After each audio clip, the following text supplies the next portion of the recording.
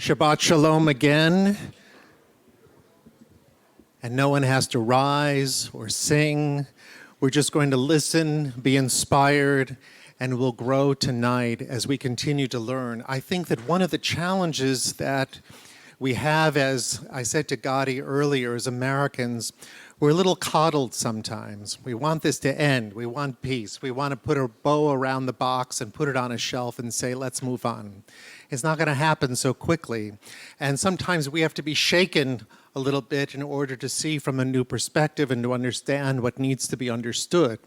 And so Gadi Taub, Dr. Taub, is really a brilliant thinker and passionate Zionist. And the reason he's here is because I said to David Scott, as we were thinking about Israel and what is happening in the world, I said, I know who we have to bring to Houston, because Gadi has spoken to our traveling groups to Israel on 2 occasions. And as I reminded him, although he doesn't remember, he drove a motorcycle, the leather jacket and his helmet, and came in and spoke to us. We were very impressed, very impressed. But what he has to say was even more impressive. So I'm delighted once more to share with you today and through the weekend Dr. Gadi Taub, who has, we're not in the sanctuary right now. So you're free to speak, and then we'll take some questions and we'll walk out of here truly more educated tonight. Shabbat Shalom and welcome again.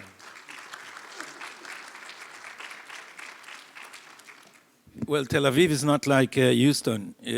You have no parking spaces, so that's why motorcycles, everyone uses mopeds and motorcycles. My message today is difficult. It's difficult to convey, and it may be difficult to listen to. I expect there will also be disagreement, but I hope that even those who sharply disagree with me will maintain the spirit of dialogue. And also, even if opinions are unbridgeable, I think, and I tell my students that it's good to know what the other side thinks. So it's worth listening even when you disagree. What I'm going to say now is I think we are in an extremely difficult and very dangerous situation. Existential danger to the state of Israel, a threat to Jews worldwide, as we have seen in the eruption of anti-Semitism in the aftermath of October 7. We should have seen this coming. 40 years of post-colonial studies with Edward Said have suddenly come to fruition, and it is our bad that we didn't see this coming and were quiet in universities. I'll say for myself that I wasn't quiet. I suffered as a PhD student in Rutgers. This was, back then it was still possible to express anti-woke opinions, anti-Edward Said opinions. But if you go to study post-colonial studies in an American university, you can't be pro-Zionist or you will not pass the tests. It almost goes against their methodology, not just against their conclusions. So there's no way you can endorse those positions without ending up with anti-Semitic opinions, and we should have seen that coming. But the situation in Israel is what I want to speak about now, and you can then draw the conclusions about the Jewish people worldwide. My difficult message is that this war is just the beginning. We are not in 48 now, we are in 56, if we want a historical comparison. 1956, the Suez War. The Suez War was initiated by Israel in cooperation or in conspiracy with France and Great Britain, and it came in the aftermath of a weapons deal that the leader of Egypt back then, Gamal Abdel Nasser, and he was also the aspiring leader of the whole Arab world, struck a weapons deal with the Soviet Union. It was called the Czech weapons deal. because the Soviet Union was trying to erase its own tracks. But Ben-Gurion understood very well what this means. It meant that the balance of power in the Middle East was shifting in favor of the most radical anti-Israeli Arab states. And so Ben-Gurion supported the French and British initiative, and we initiated a war. That was the first war in a long quarter-century effort to break the noose that Egypt was tying around the state of Israel. That's what Egypt was doing when it was uniting the Arab world under the ideology of pan-Arabism. And this was Nasser's explicit intention to unite the Arab world and then to erase Israel off the face of the earth and push the Jews into the sea. That was the plan. And so we fought the Suez War in 56, Mivtza Kadesh in Hebrew. We then fought the 6 Days War, when the noose was being tightened around our necks. Then we fought the War of Attrition until 1970. And then in 73, we fought the Yom Kippur War. And the noose was finally broken when, after the election of Jimmy Carter in the United States and Menachem Begin in Israel, Sadat, who inherited the Egyptian presidency from Gamal Abdel Nasser, decided to switch allegiances and desert the Soviet bloc in order to join the Western bloc. And the price he had to pay for that was peace with Israel. And so the noose was broken in 1979. You remember that occasion on the White House lawn, Jimmy Carter, hands spread. We had a repetition of the posture with Clinton and Arafat and Rabin. It was Begin and Sadat back then. We are now facing a new noose being tied around the state of Israel by the rising Iranian soon-to-be nuclear power. It took us a long time to wake up, though some of us have been alert to that for a while. We were focusing on the nuclear issue and not giving enough attention to the proxies that have sprung into existence around us and that we now see. The Houthis to the south, Hamas in Gaza to the southwest, Hezbollah, the worst and strongest of our proxy, of the Iranian proxies on our border in Lebanon, and the increasingly more powerful militias in Syria and in Iraq, and we don't know how much Jordan will be able to serve as a buffer because it's a very, very weak state. So the new noose poses an existential danger.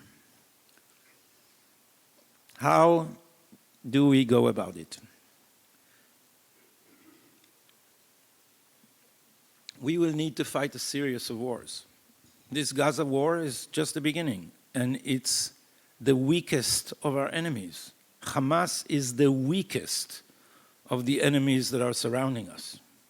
We therefore cannot afford at any cost to leave our blood in the water for the larger sharks to smell.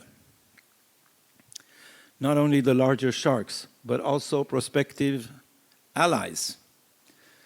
If they see that we are weak in the rough neighborhood where we live, the Abraham Accords will collapse and Saudi Arabia will stay away from us, because we can offer nothing if we are weak.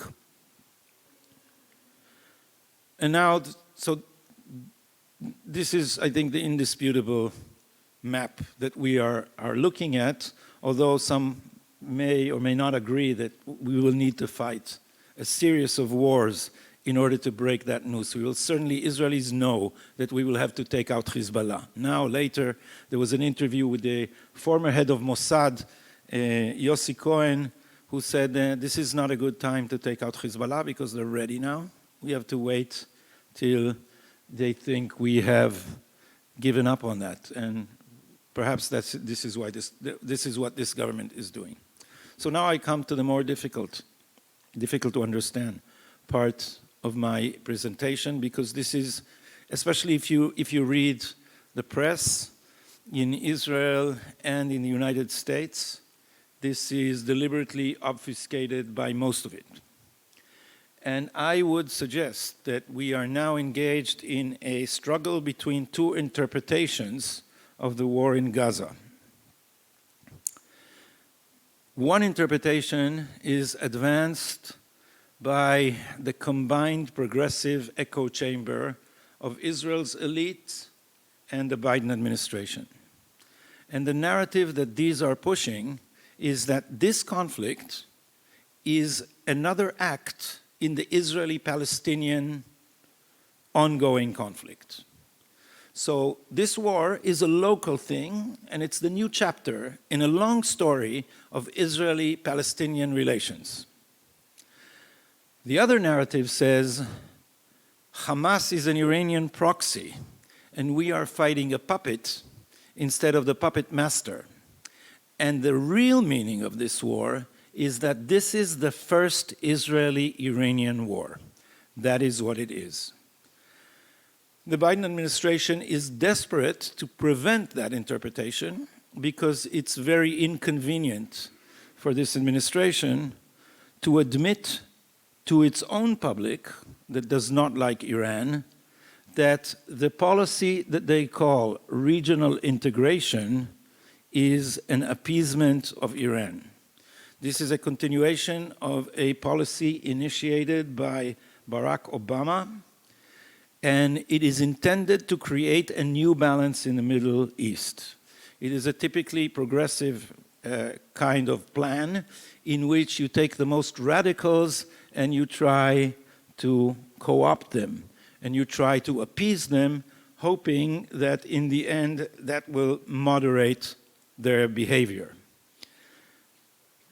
That philosophy says that the response to Iranian aggression all around the region is containment, and that the administration has to demonstrate to the Iranians that they can reach accommodation with the United States in Yemen, in Saudi Arabia, in Lebanon, in Iraq, and elsewhere. This is not how I think the Iranians are reading the map. The Iranians are reading weakness. And so this only increases their appetite. As Winston Churchill, you might remember, remarked, appeasement is an attempt to feed the crocodile in the hope that it will eat you last. This is what this administration is now doing, and this is done at the expense of Israel's most vital interest. So the hardest thing to realize, because Israelis are attached to America with bonds of love, bonds of trust, bonds of shared values, it is very hard to convey this message in Israel, as it is, I'm assuming, here and maybe elsewhere among the Jewish community in the United States, most of which is liberal and votes Democrat. It's very difficult to understand that what this administration is doing is putting Israel in harm's way in a very dangerous way. They don't do this out of hostility to Israel. They think they can achieve a new balance in the Middle East. But what is actually happening is the rise of Iranian hegemony. And so there is a collision course now. And you can see it materializing. Because, you know, I've been writing this for a long time, and many Israelis don't like it. I don't mind writing things that people don't like. It reminds me that I believe in what I write, because when you write in the face of adversity, it's harder and it sharpens your own thought. I've been writing for a long time that this administration is dangerous to Israel. And when Joe Biden came to Israel a day after this war started, Twitter in Hebrew was filled with people telling me that I need to apologize. Some were suggesting that I go kiss Biden's shoes, and other even more extreme expressions. They're Israeli, and it's Shabbat, and I don't want to bother you with them. But people were not noticing what's happening because they fell for the play that this administration has been playing us, and also, I'd say, Jews in America. Because Biden came with all these, with sincere support, very warm words, quotations from the Bible, his down-home demeanor, which touches Israeli hearts very directly. And so we weren't listening. We weren't listening when he gave that don't speech that you must remember, probably, and he said that any state or organization that thinks to take advantage of this conflict, I have one thing to tell them: don't. And Israelis thought, oh, this is meant for Iran, and this is meant for Hezbollah. And few Israelis paused to note that it was meant for Israel too. Because Biden said explicitly, do not attack Hezbollah. Israel was poised to preempt Hezbollah and use this conflict in order to take these Nazis off our borders. And the United States intervened. And this is because the interpretation of the conflict as an Israeli-Palestinian war is necessary for the Biden administration in order to rescue its appeasement of Iran, regional integration, from collapse. And if this war spreads into another proxy of Iran and mushrooms into a regional conflict, then this whole policy is going to be exposed for the sham that it really is. And so they are desperate to prevent that. And the way to prevent it is to prevent an interpretation of what is happening as an Israeli-Iranian war. I can tell you for a fact, because I know, that the Israeli team, when Biden was in Israel, demanded that the joint statement by Netanyahu and Biden will say that Iran is responsible for the attack. And the Americans vetoed that idea. Not a day passed, and Jake Sullivan said there are no credible evidence of Iranian involvement. So you understand what they've been trying to do. They have been trying to rescue the Iranian integration policy from possible collapse by its first failure. And I say this is just a first failure, because we are going to see more. Because what this policy did is embolden Iran. And this is what has been going on ever since. The Houthis attack shipping going to and from Israel. This will hurt Israel primarily. What did the Western coalition do? Create an umbrella of Iron Dome-style defenses against rockets. Is that how you fight a terror organization which is stopping shipping at Bab el-Mandeb? This is not what you should do. You should be attacking, not defending. And that should have been done also on October 8th. I had breakfast with one of Mike Pompeo's advisors, former advisors in the State Department, shortly after October 7th. And I asked, what do you think would have been the right response in Mike Pompeo's opinion? And he didn't even hesitate. He said, sink the Iranian fleet the next morning. Sink the Iranian fleet, and then there would be quiet. Because all this policy now, all this policy is designed to contain these little puppets that Iran is spreading throughout the region. And if we don't begin to understand that Iran is the problem, not the solution, then this policy of appeasement will continue until it's too late. I use the word Nazis. This is the word Israelis use now. And this should tell anyone willing to listen that the idea that the Biden administration now has that this conflict can be used in order to bring back the two-state solution is based on the fact that the Israeli press is inventing for the Americans an Israel that doesn't exist, that would support a two-state solution. Now, of course, our progressive elites still support a two-state solution. But there is no such solution. There's never has been a Palestinian leadership willing to partition the land. Adding the word revitalized doesn't change the Palestinian leadership. It does not change the fact that 82% of the Palestinians supported the October 7 massacre. These are the Palestinians, not just Hamas. This is what we're dealing with. But most importantly, the two-state solution couldn't muster in Israel more than, I'd say, 15 seats in the Knesset on October 6. After October 7, I'm not discounting the Arab parties, which would probably support it.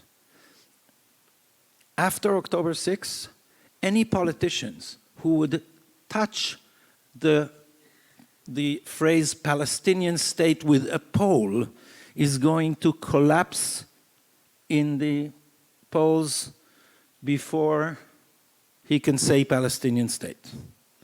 There's no way Israelis are going to allow a Hamastan in Judea and Samaria.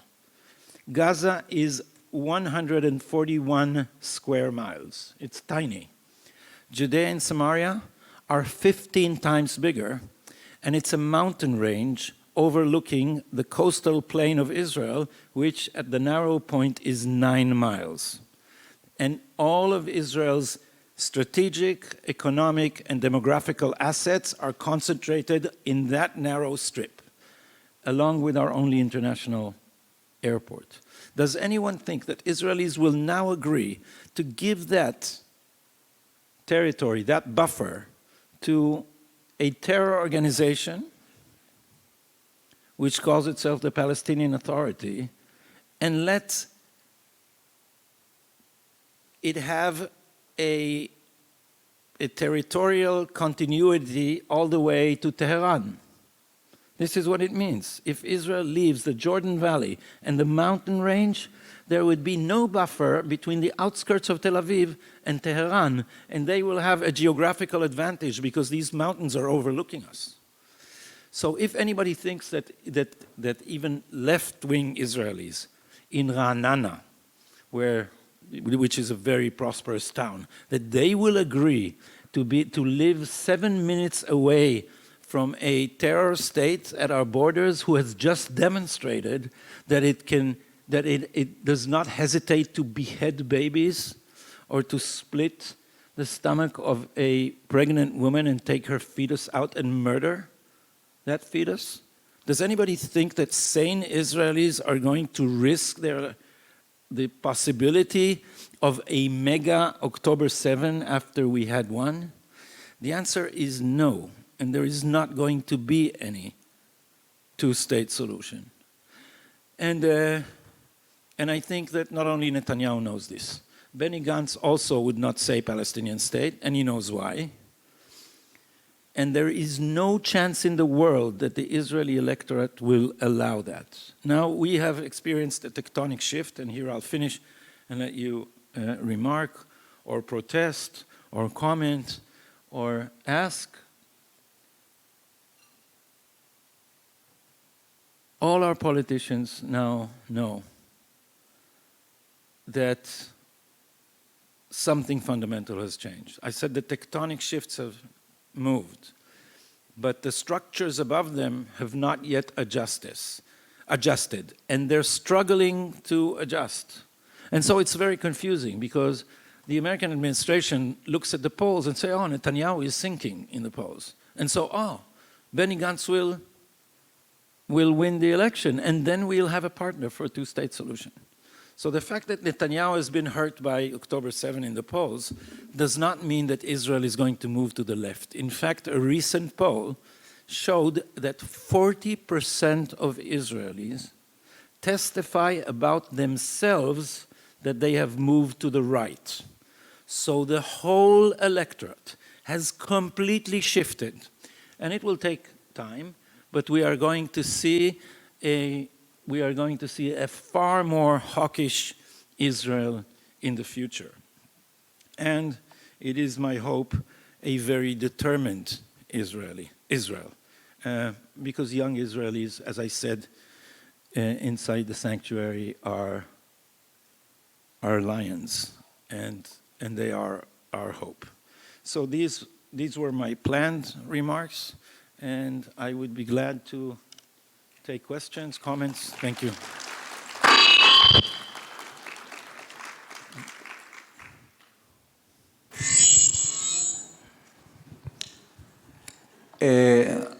What I want to say is about the Palestinian people, that they saw Israel moving them from the northern part of Gaza to the south, and they saw all their home leveled and destroyed.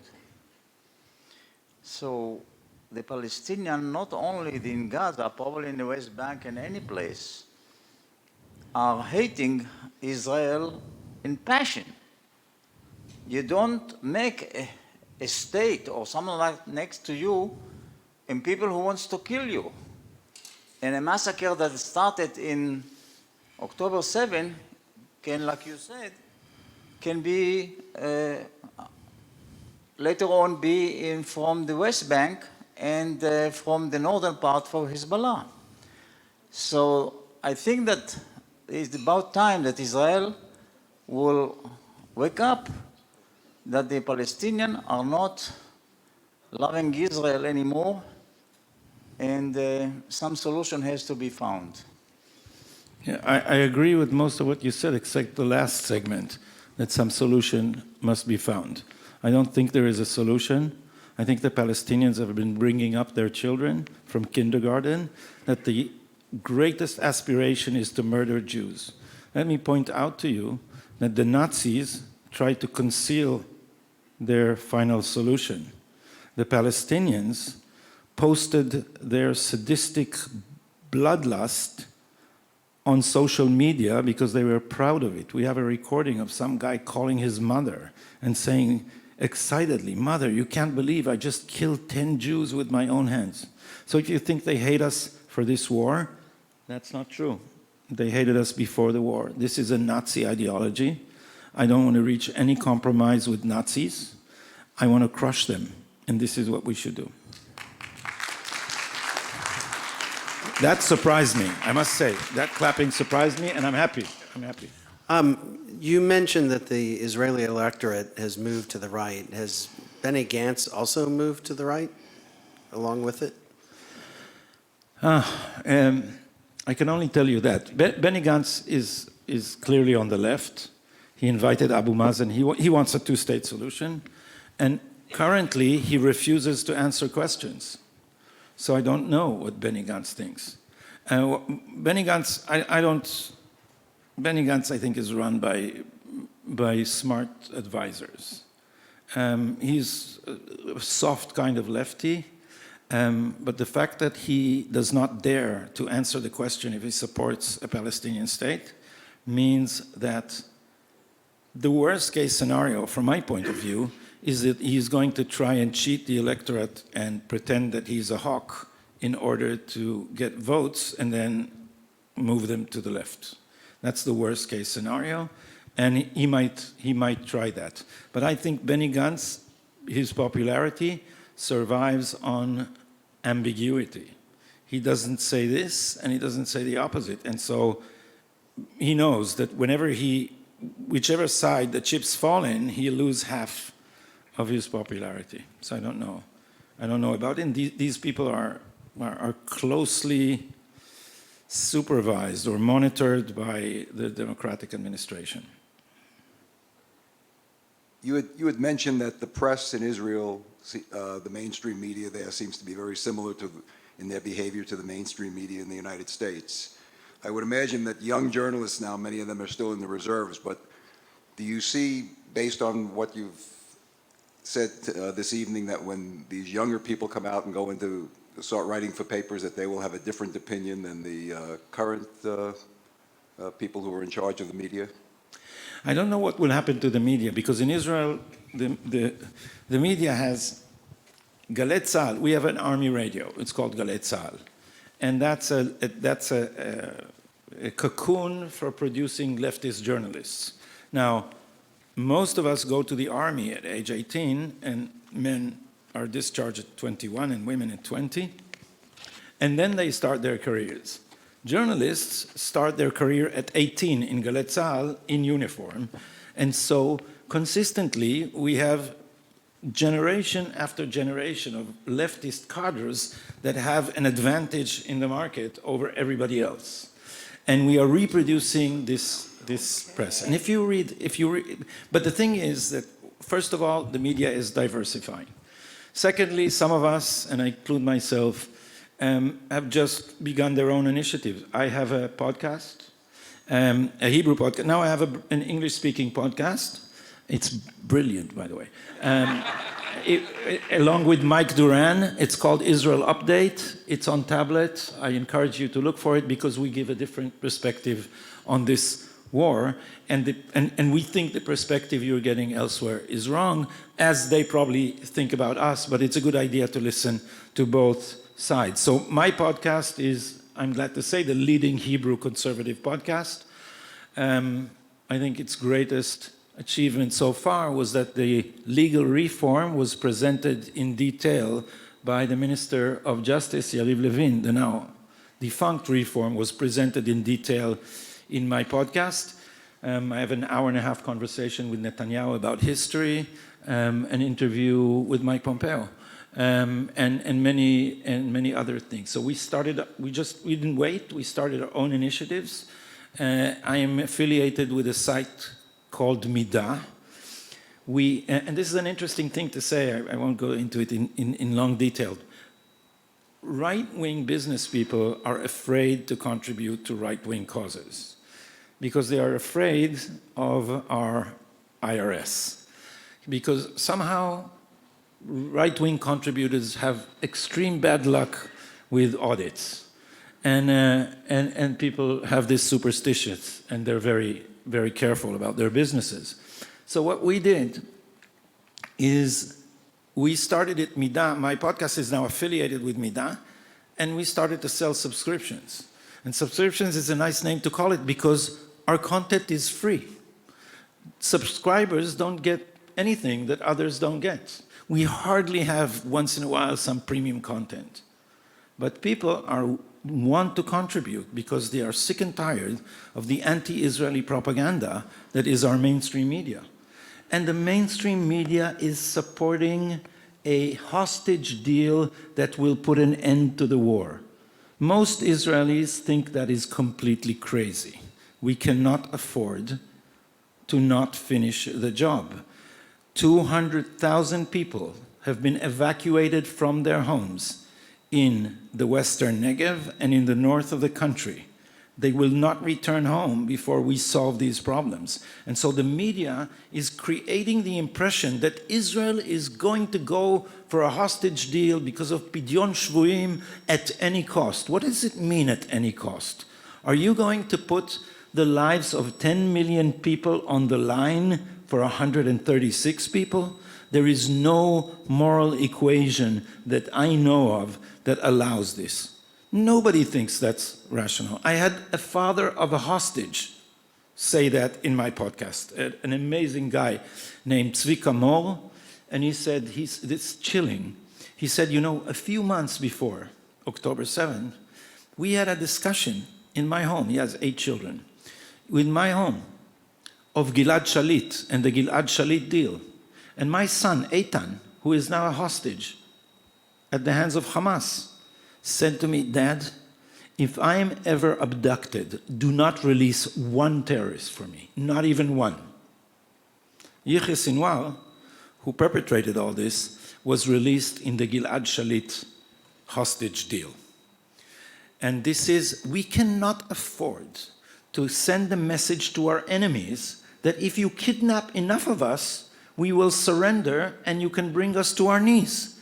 That if we convey that message, the next thing that will happen is they try to kidnap a whole cruise ship. We can't do that. We can't. Sorry. Yes, ma'am. Okay. Sorry, David, you. Hi, I agree with every word that you said, but we all know that Israel has a terrible public relations. And how does Israel combat the horrible, what the media is showing? 20, they say, 30,000 poor Palestinian kids, hungry, starving, sick, all kinds of illnesses. How does Israel change the PR?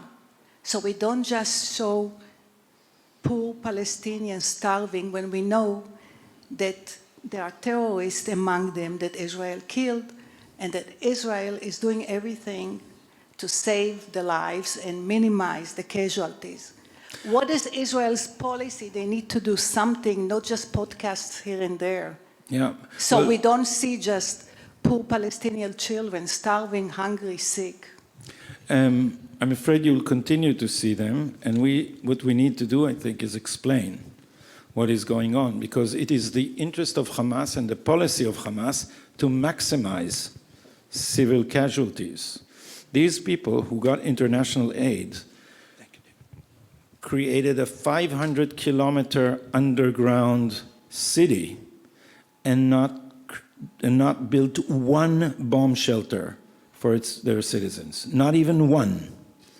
So, according to international law, if you hide your combatants among a civil population, then any civilian who dies because you made them into a human shield is your fault.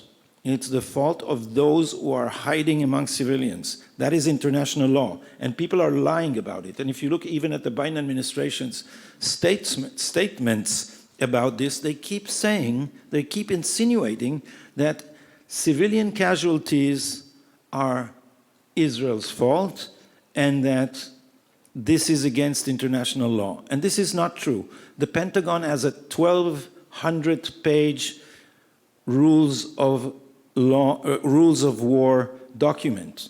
Look it up. Look it up. Look up what they say about civilian casualties. If the enemy is hiding among combatants, among civilians, then the blood of civilians is on their hands. I think this is what we should be explaining. I think that the fact that these people, Netanyahu said this very succinctly. He said, we protect our civilians with rockets, and they protect their rockets with civilians because they're savages. They're savages. This is inhuman, the way they treat their own population, and their own population supports them. So we should be saying that. And then one other thing I can say is that a friend of mine is now running the Prime Minister's PR office and is doing a pretty good job. And what he says is, without a lot of money, we can't win at the ground level. At the ground of one television story, the one TikTok 50-second film clip, one post here and one post there on Facebook or on Twitter. But what he did is he said there's a food chain. And the food chain begins with the former newspaper called the New York Times and the former newspaper called the Washington Post. And these two just dictate the agenda. So what they did is he told these publications, I'm going to give you exclusives. And you now know quite a bit about the sexual crimes of Hamas, right? You know all about the rapes and mutilations. Why? It was all over the media. Why was it all over the media? Because Rotem Sela, my friend, said all this material is going to be exclusive for the New York Times. And then the New York Times couldn't resist publishing it. He did the same with the Be'eri massacre. Be'eri is the kibbutz. I still have it on my computer, a heartbreaking frame picture of a window shattered by a bullet on which you see the sticker "Peace Now" from Be'eri. Sad comment, but they have a lot of footage from Be'eri, and they gave the New York Times a minute-by-minute breakdown of everything that happened in Be'eri, and they published that. So it's a struggle now between the smart PR and the IDF PR, which is, to say the least, not very smart. The spokesman for the RDF goes himself to all these locations and gives an exposition. And if the world looks at it, this looks like communist propaganda.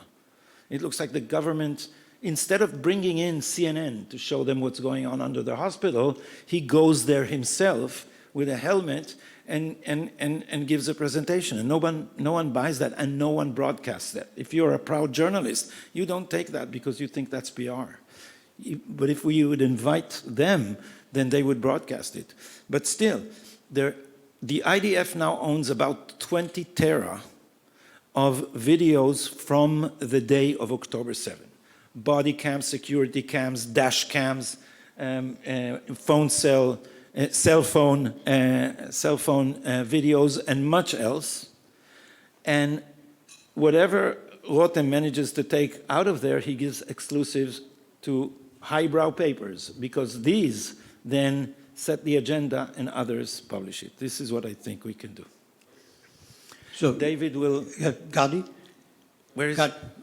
Yeah. So the question is this, going back to 1973 and the discussions in Israel during the 73 David, war, I need water. the 73 war, there was some indication that Israel wanted to unleash the ultimate weapon, and Golda said no. So based on what you have said and what we have seen, is, to the best of your knowledge, I'm not asking you to prognosticate or to be a prophet, what do you think Israel would do if pushed to the wall?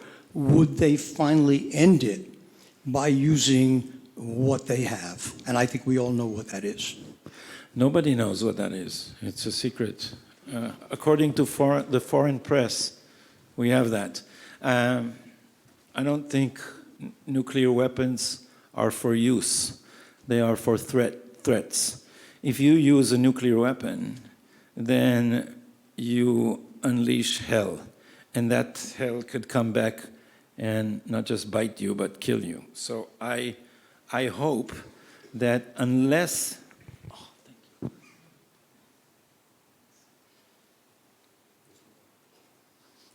Oh, that would be enough. I think that only as the very last resort, in case of clear and imminent extinction, will Israel do something so radical. Because what the JCPOA, the Iran nuclear deal, was a fraud, we now know. It enabled Iran to produce a weapon. It enabled, Obama himself admitted this in one careless statement, where he said that in any case by 2028, he was still president when he said this, by 2028, the breakout time for a nuclear weapon would be 2 weeks. So the administration that signed the JCPOA, well, it didn't sign it, it's not a contract, the Senate didn't approve it, it's complicated, but the administration that initiated it knew that Iran is going to have a nuclear weapon. The minute Iran has a nuclear weapon, there would be a nuclear arms race in the Middle East, because there's a lot of money around, and other states are going to seek security in mutual deterrence. Think of the Saudis, they have a lot of money, they can probably purchase a bomb from Putin. And then we're going to have a nuclear Middle East.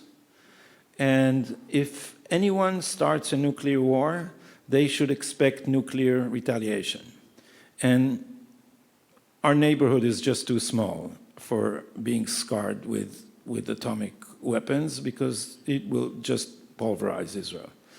So I hope we're not going to initiate it. The good news is that probably no one else will, because the clear case in which we would certainly use it, if indeed we have it, according to foreign sources, then Iran will also not dare use her bomb, because, and this is the whole submarine controversy, isn't it? Why does Israel need so many nuclear submarines? Because nuclear submarines are a second wave, is it called in English? Second wave retaliation, so that no amount of nuclear bombs thrown at geographic Israel can destroy its submarines, which are hiding anywhere in the sea. And if, according to foreign sources, these submarines include nuclear capabilities, then no sane state will attack Israel with nuclear bombs. Assuming that Iran is sane. This is a fanatic religious theocracy, and it can do things that are not rational. So I have a question. Can you tell us, if things go well, from your perspective, as you have assessed and evaluated and commented, tell us what we might see in the next 6 months, year, over a period of time, if things went in a positive way for Israel? What should we be looking for or noticing? Yeah. I'm afraid that my best scenario is also not amazing. Hopefully, the United States will change its policy. Either a Democratic administration will change its policy, which I don't see happening currently, or there would be a Republican administration which will return to the policy of maximum pressure against Iran and will do something like my friend who advised Pompeo suggested. That is, go on the offense against Iran. That's the best scenario. And then still, Israel would have to take out Hezbollah. And this war now is a walk in the park in comparison to Hezbollah. Hezbollah has about between 150,000 to 200,000 rockets that are far more precise, that would be shot at Israel's civil population and all its infrastructure, including security bases and airports, which enable us to use our Air Force advantage. So a war with Hezbollah would probably be worse than any war Israel experienced in terms of civilian casualties. Hezbollah is not stronger than we are, and we can win that war. But in order to win it, we first need to start it. And as I said, the American administration is trying to prevent this at all costs. So one notch worse is to go to that war and also have a more serious rift with the United States. So that's one notch worse. And next to that is that the other proxies will also attack us in unison. And we would have to fight a war on a few fronts, and then also have the Palestinian population in Judea and Samaria rebel. So we would have to divide and rule, I hope, and take these enemies to the extent we can, one at a time. I don't think there is any good scenario without wars, and this is very difficult. I listen to the prayers. Almost every prayer that we have is a prayer for peace. So it's very hard for us to realize that we now need to be combative and initiate wars if we want to survive. Israel's great conceptual mistake was that it thought that defense is enough. We have been hiding behind walls, behind cyber, technology, Air Force. We no longer get out of our borders to pursue our enemies. And we would need to do that if we want to survive in the Middle East. It cannot be done just by hiding behind a wall. We saw, they breached this wall with incredibly low tech. We had the highest tech in the world. This wall, they said to us that if a spider touches the wall, the whole system wakes up. And they breached it with paragliders, bulldozers, motorcycles, and some of them just walking. And they did it by in a very sophisticated way that they use low tech. And we were so obsessed with high tech that we didn't see what can happen on the ground. And so we need to understand that we need to get out and initiate wars if we want to preserve the state of Israel in the long run. Please help me welcome and thank you, Dr. Gadi Taub. Thank you. Thank you. Gadi will continue tomorrow morning at 9:45. Please join us in the Finger Boardroom. Sunday morning as well in the Lewis President's Room. Thank you very much, everybody. Have a fantastic evening.